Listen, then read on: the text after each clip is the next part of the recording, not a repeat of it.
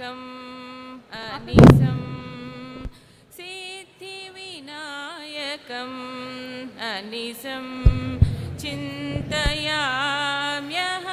प्रसिद्धगणनायकं विशिष्टार्थदायकं सिद्धिविनायकम्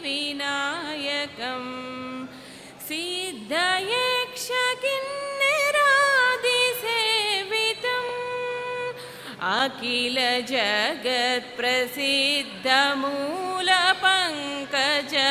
जगत्प्रसिद्धमूलपङ्कजमध्यस्थं मोदकहसं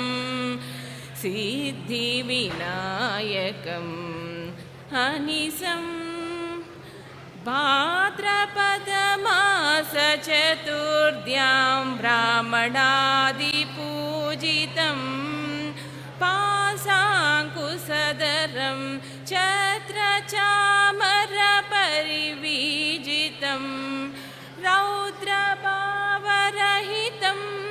दासजनहृदयविराजितं रौहिणेयानुजार्जितम् इह नावार्जितम् अद्रिराजसुतात्मजम् अनन्तगुरुगुहाग्रजं भद्रपदपदाम्बुजं भासमानचतुर्भुजं सिद्धिविनायकम् अनिशं